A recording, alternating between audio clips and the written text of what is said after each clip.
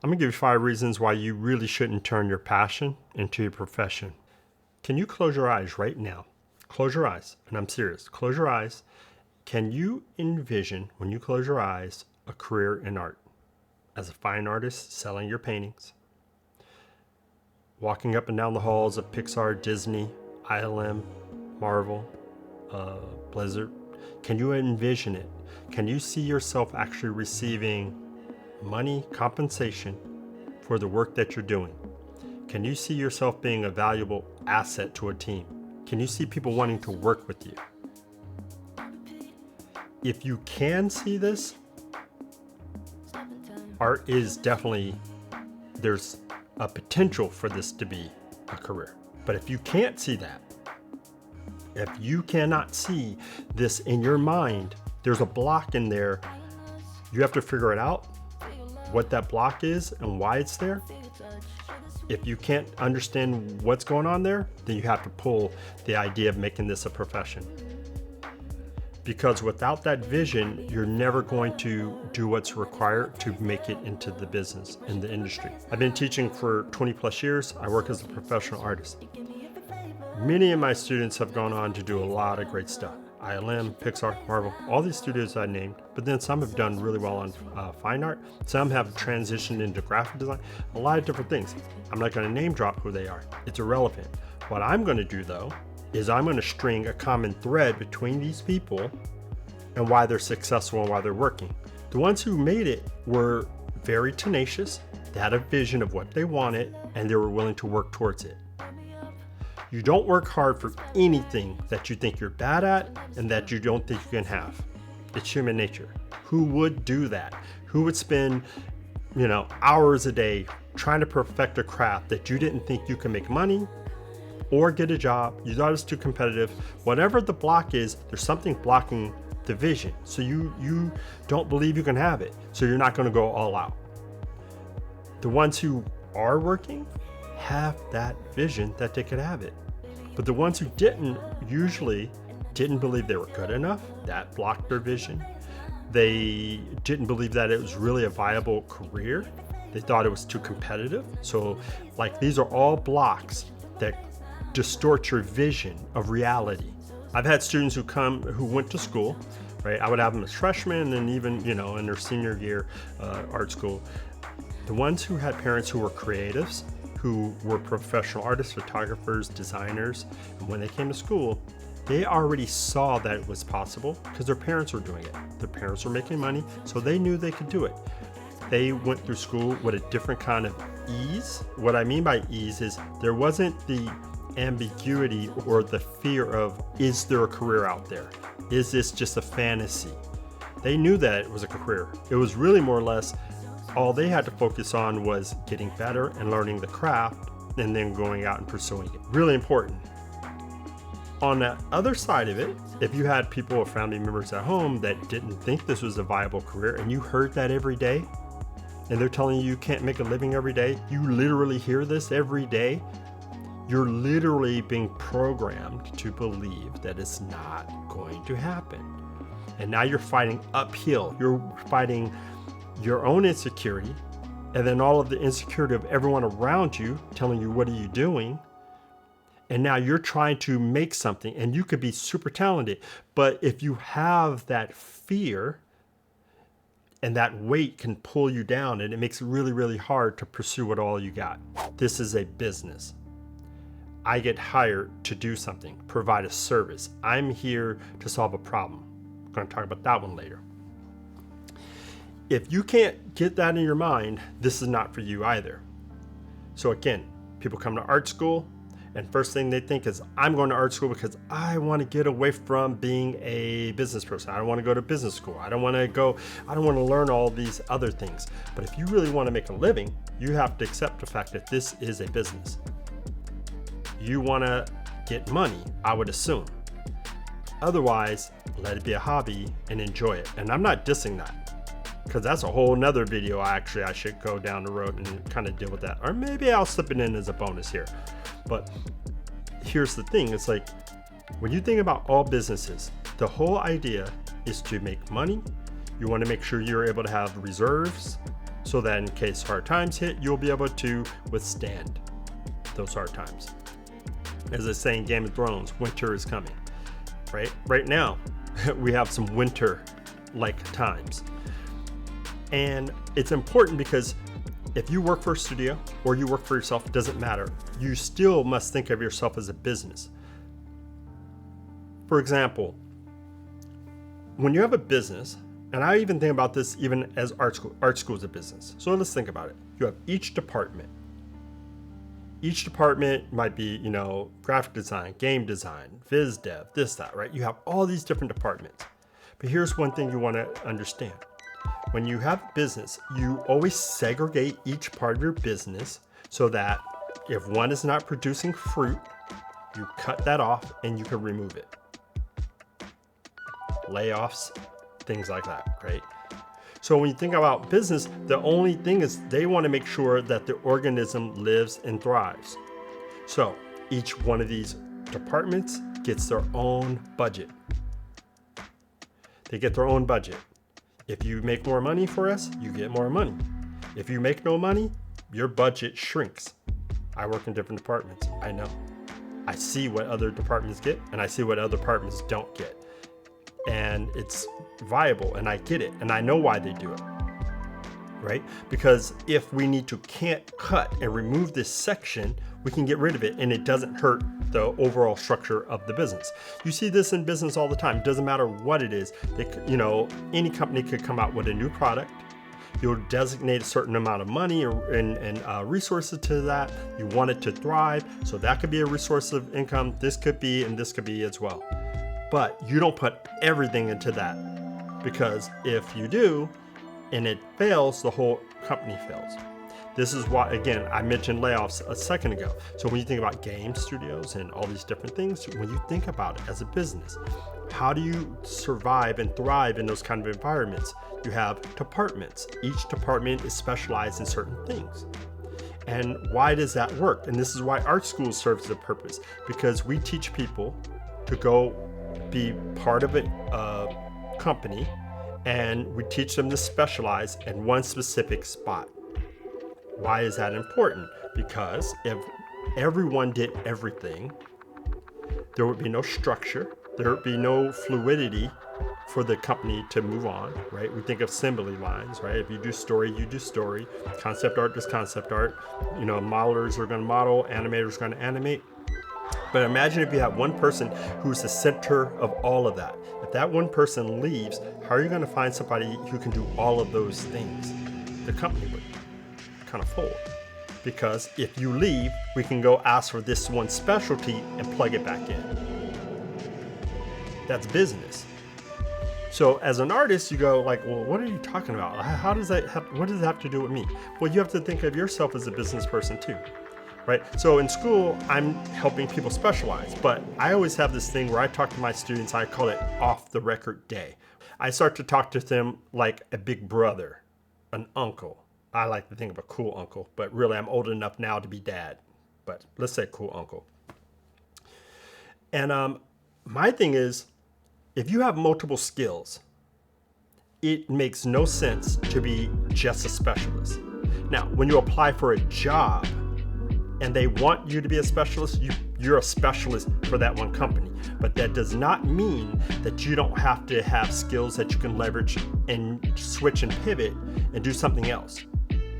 What do businesses do? They have multiple things that they're great at, usually, right? Now, again, I can go into that too, because that can get very deep and that runs down a whole another path.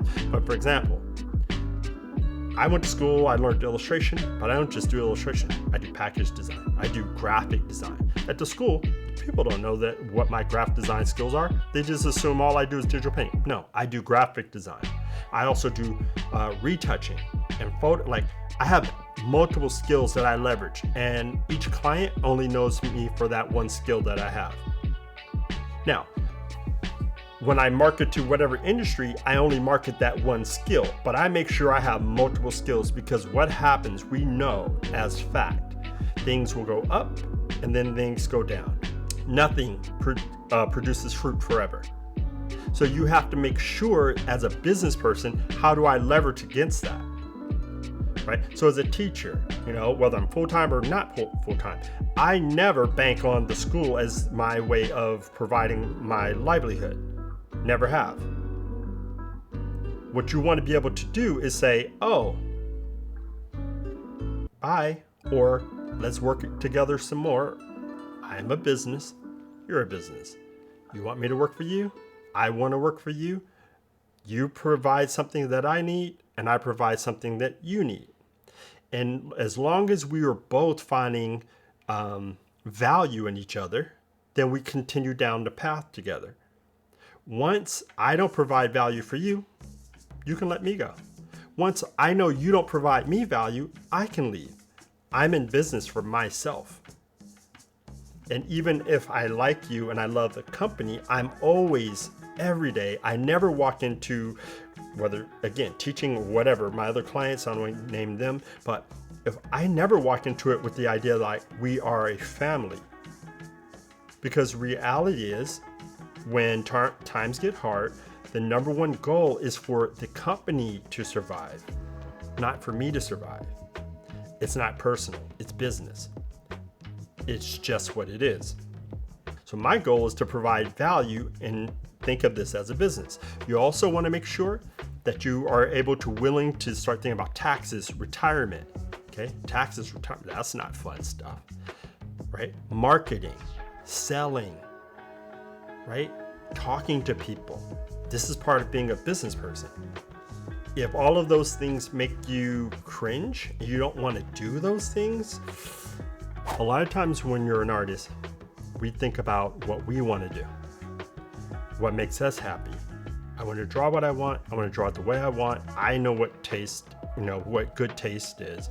I know what you should like, right? This happens, right? You can get into a very self-absorbed mindset, which is not a bad thing. Okay, so let me just be clear. Self-absorption when it comes to art is really not bad. That's actually a good thing sometimes, because some people are going to go to the extreme of what I'm saying. But what I'm saying is,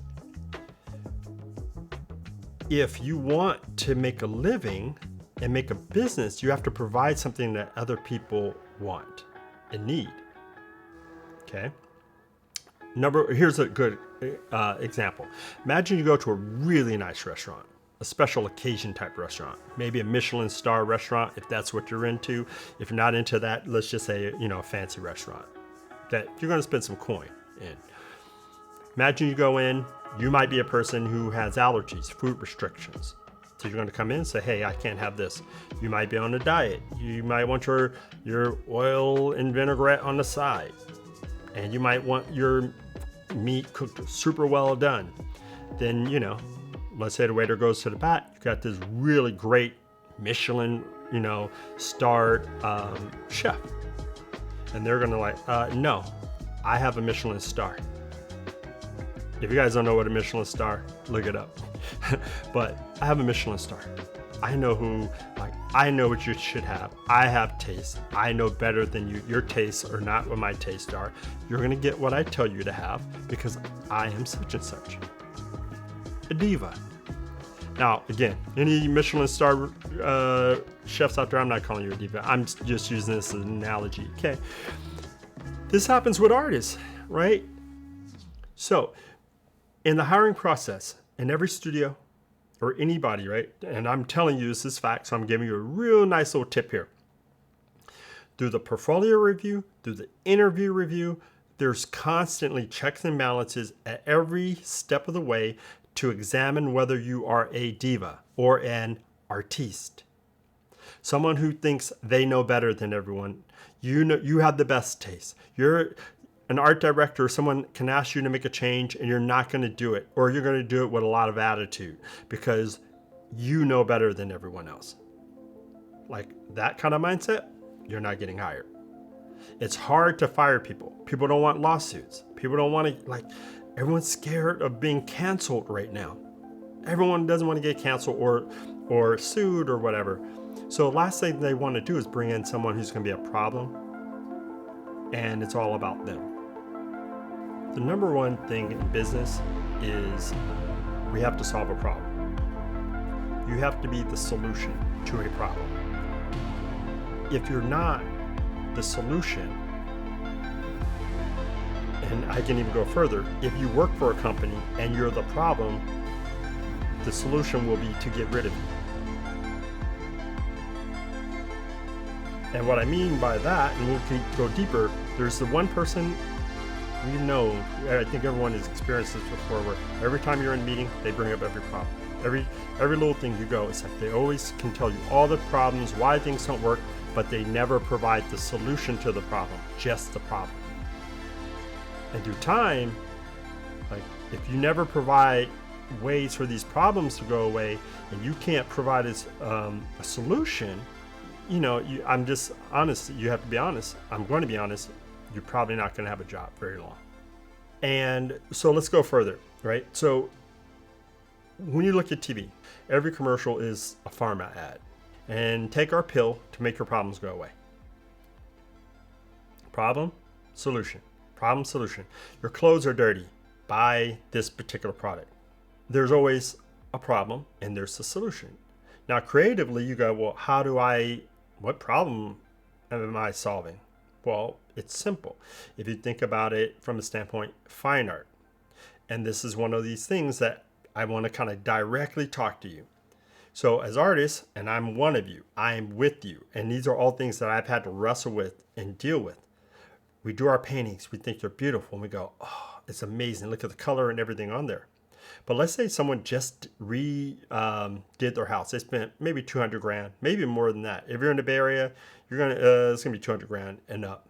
So let's say they remodel, okay, maybe 100 grand, but they just remodeled. They did everything. House, the furniture, the walls, crown molding, they did everything. They went all in and got this place exactly the way they want. But they have this one blank wall. And they have it designed a certain way, and they want to aesthetically fill in that spot for the whole house that they just created, okay? But now they need a piece of art, and they need an art that's going to help align with the aesthetics that they already have. Now, as artists, and I've done it myself, so I'm not blaming you, but I know we've all done it. We're like, this is a great piece of art. Like, you're really going to judge my piece of art about the color clashing with all of the yellows or the oranges in your house? Well, guess what? If it clashes, it clashes. So they're not buying your art to solve their problem. You're not providing the solution for that wall. So we can't look at it and go like they're stupid and they're dumb and they're ignorant because they don't want to buy our art for that wall. They might buy your piece for another wall.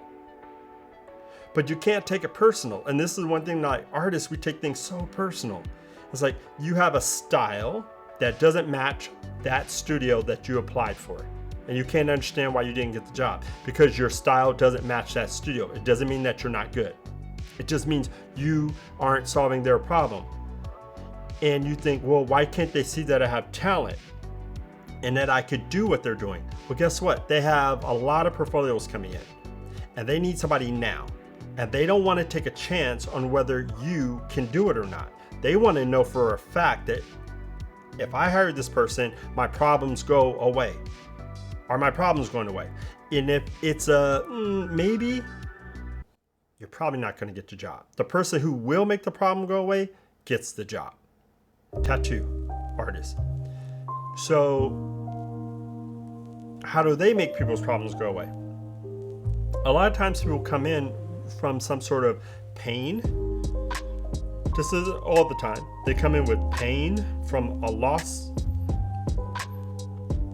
or they're emotionally getting over something or coming through something. They want to memorialize something or someone, or there's something meaningful that they want to remember forever. And that's when the tattoo artist comes alongside them and say, hey, let me be there for you. Let me put your loved one, your pet, your whatever on your body. And I'm going to do it in a way that's the most meaningful so that when you leave here, you feel closer to them. They just solved a problem. I used to do airbrush t-shirts when I was young, before I started art school. And I used to get asked a lot to do portraits of people. Not always, not just in remembrance, but I would sometimes, because they love someone, they needed a gift for a mom or a dad, and it might, the piece that I would do on a jacket or a sweatshirt or whatever, it was designed to make their spouse, parent, brother, sister feel special. And my job was to make that person, when they gave that gift to them, look like a super hero or shero. I just solved a problem. That's what art school is supposed to be about. That's what everything is supposed to be about, solving problems. But guess what? Art schools don't always solve problems. Sometimes they make problems. Sometimes you make problems. Sometimes the corporation you work for creates problems. But remember, whenever there's a problem solver, they always get hired. The ones who solve the most problems stay the longest. If you have multiple skills that will allow you to just stay around when there's layoffs, you'll be the one who's retained. But with that said, you'll end up with a lot more work. But you'll have a job. Your business model is to find the problem and solve it. And if you can do that, you're always going to have work. Simple as that. Deadlines, deadlines, deadlines. This is where the rubber meets the road. Isn't that what they say? What it basically means, you have to hit those deadlines at all costs. There's multiple reasons why. Let's just give you a quick scenario, right? Working as a graphic designer gave me a different understanding of what's required or what's needed from an illustrator, photographer, or even other designers. There's so much money that's on the line because you're doing print materials. If you're in animation film, it's obviously the same concept, but you have deadlines and you have budgets, and you have to reserve printer space when you send it out to a printing company. And what happens is when you don't meet a deadline, when you don't meet a deadline, there's a ripple effect that ripples down the chain, and it can cause a loss of a lot of money. We're talking thousands, multiple thousands, and potentially millions even, depending on how big of the project you're working on. So let's just simply give it to you like this. Illustrator, photographer doesn't make their deadline. The designer now is waiting. Now the designer can't hit their deadline. The art director can't oversee that and make sure that they're hitting their deadline. Now the project manager is like freaked out and like, what's going on? We have a printer right now waiting. We reserved that space. We got to pay all this money for this, and we don't have the files and everything ready to go to print. We reserve that. Now I'm talking about big product stuff. The printer's sitting there going, okay, well, you're costing us money. We have other agencies that we do printing for. We reserved and have all this stuff waiting for you. You're not ready. What's the problem? Now, it ripples all the way back. Who was the reason why? Well, if you're that problem and you didn't make that deadline, whether it's you, the designer, whoever, if somebody drops the ball, major heads will roll because it's a lot of money. I bring this up because this will create a sense of pressure.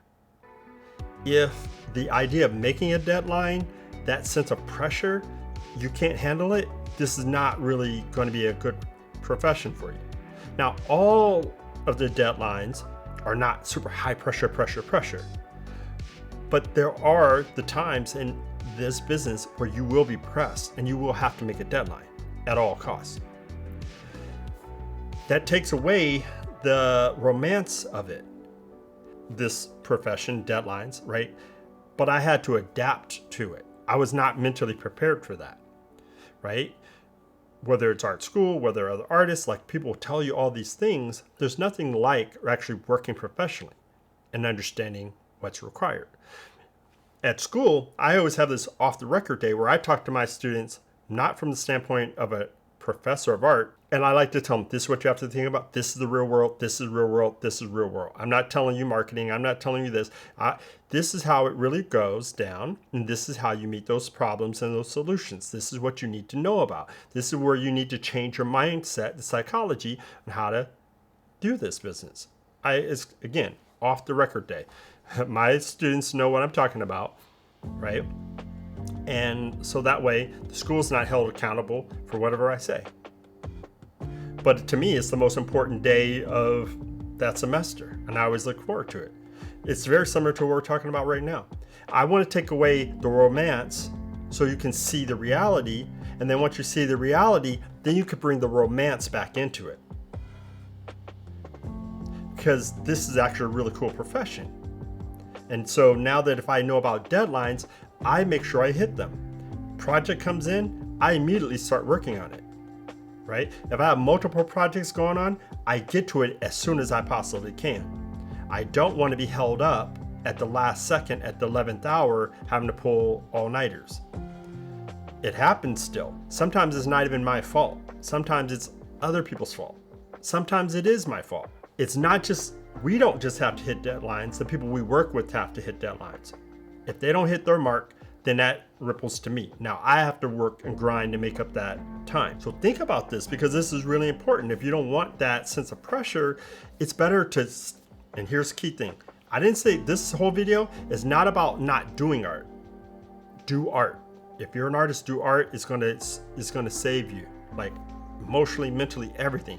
Keep doing art, but you don't have to do it professionally. I compartmentalize things. When I'm on business mode, I'm a different person. I talk about art and art creation from a different way. When I'm on this side over here, where I feel like it's a God thing that was placed inside of me to be an artist, that's a whole nother conversation.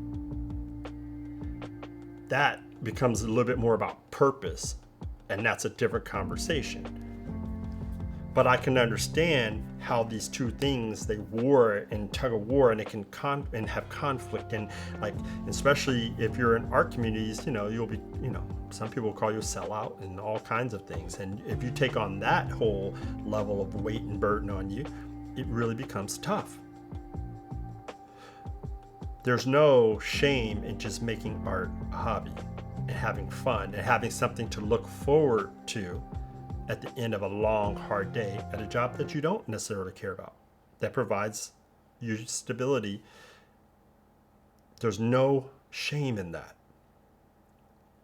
But with that said, there's no shame in pursuing this career and making a living in it fearlessly and owning it and being able to look back on your life saying, I pursued what I wanted, I lived life on the terms that I want it, and I made it happen. You have to look in the mirror and decide which person you are. And then when you look in the mirror at the end of the day, you have to be able to go to sleep at night and feel good about who you are. And if you go to bed at night and you feel like you're not living to your full potential of whatever that is, whether it's art or whatever, then you have to do something about it. So in the meantime, that's it. I'm out. Deuces.